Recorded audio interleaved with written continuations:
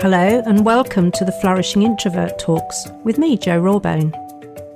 This is the podcast that celebrates the natural gifts of introverts so that we can flourish in all situations. Episode 277. Authenticity isn't a get out of growth free card. Welcome to this episode of the Flourishing Introvert Talks, and today I'm talking about something you may not want to hear. Don't let that put you off though, because as ever with these difficult messages, what I share, I do so with a loving intention and your flourishing in mind. So be prepared, because it may smart a little, but just like removing a sticking plaster that is not quite ready to come off, this is a bit of tough love coming your way. Ready? It's time to stop using authenticity as an excuse to play small. So beware the authenticity trap. Now, the only place I can come at this topic from is the psychological perspective, and when I begin to share its true meaning, I think it will become obvious why some of us get authenticity a bit wrong, although not intentionally, I hasten to add. We'll start to see how and why authenticity becomes a convenient hiding place. So let's dive in. One of the most well-respected definitions of authenticity comes courtesy of the psychological research of Dr. Brian Goldman and his colleagues. They define authenticity as the unobstructed operation of one's true self in one's daily enterprise. That makes sense, but I'm a big fan of the plain English movement, so an alternative version of that could be letting your real self show up in everyday life without hiding, faking, or holding back. That's a better everyday definition, isn't it? However we word it, it clearly aligns with Timothy R. Clark's first level of psychological safety, which, as you might remember, is all about us feeling accepted and valued for being our authentic selves without fear of exclusion or recrimination. All good so far. But the problem I have is when people use authenticity as an excuse, saying things like, "What you see is what you get," or "That's just who I am, take it or leave it," or even, "I'm too old to change now." That for me is misusing the concept of authenticity and taking it to mean it's perfectly okay, indeed encouraged, to be inconsiderate, unfiltered or entitled. Yeah, I've got another word for those type of people. It's not okay. It's simply a convenient place to hide. I've known introverts use authenticity to hide behind when they try to justify or explain away why they don't speak up in meetings, why they don't readily ask for help, or why they don't assert their boundaries. That's just not who I am, people say. I'm about to make myself unpopular now, as I'm going to be rattling a few cages, but I believe this needs saying.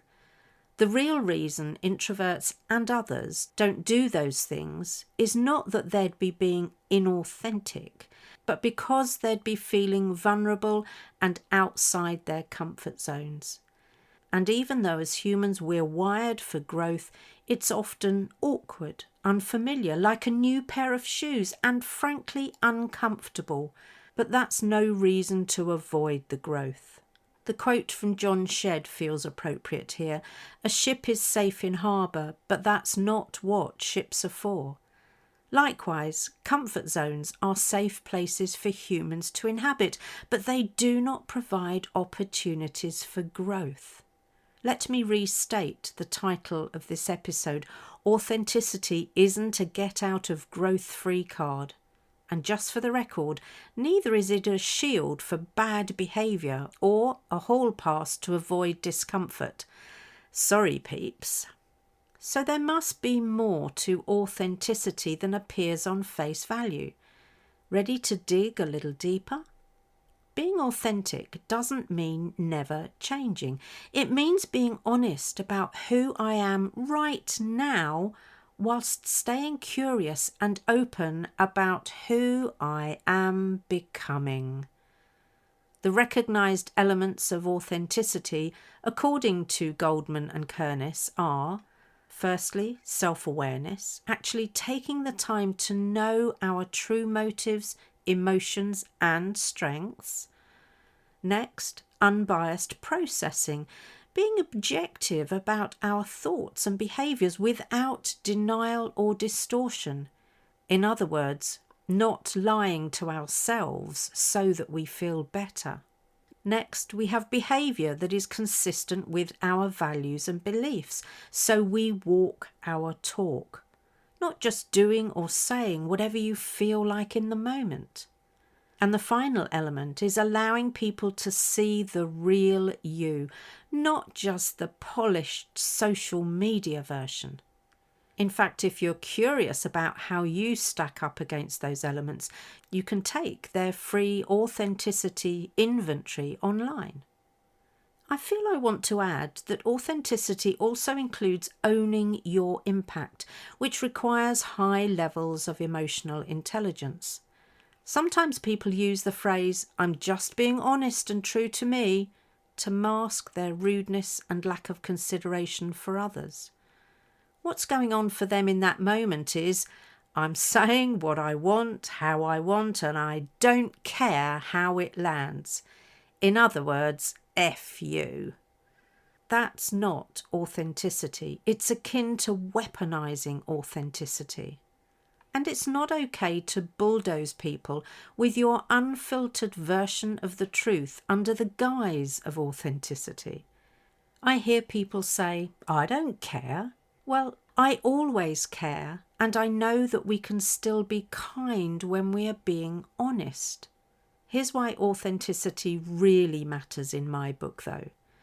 Lakey and others published their research in 2008, showing that authenticity has a role in our ability to balance being mindful on the one hand and being satisfied with life on the other. They go so far as to suggest that people who are disconnected from their true selves may struggle to be fulfilled. You may remember from previous episodes that the 3 enduring elements of fulfillment are an unfolded self and life, a worthwhile life, and positive impact and legacy. So this ties back in beautifully with staying curious and open about who I'm becoming. That's what unfolding is all about.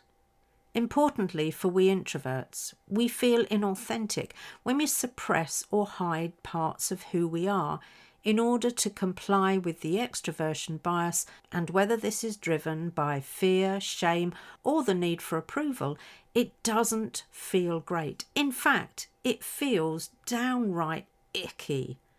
It often gives rise to increasing self-doubt, intrapersonal or internal conflict, emotional exhaustion, diminished self-worth, and a loss of the sense of true self. Now, I don't know about you, but I don't need any more of those things. We also need to pay attention to our nervous system, which means noticing the warning signals and then working with your natural rhythm. Don't put on a brave face to push through regardless, but equally don't contract and automatically retreat into your comfort zone either.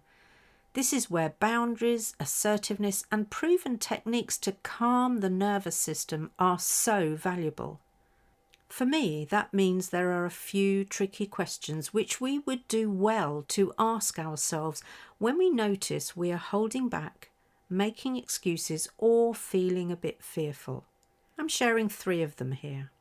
Number 1, am I hiding or honouring something really important to me? Number 2, is my behaviour aligned or avoidant? It's important to discern what may be camouflaged fear. And number 3, am I playing safe or being stretched? Our learning edge is a wondrous place to operate. Because we need to honour our values to be authentic, it's important that we're really clear about what they are.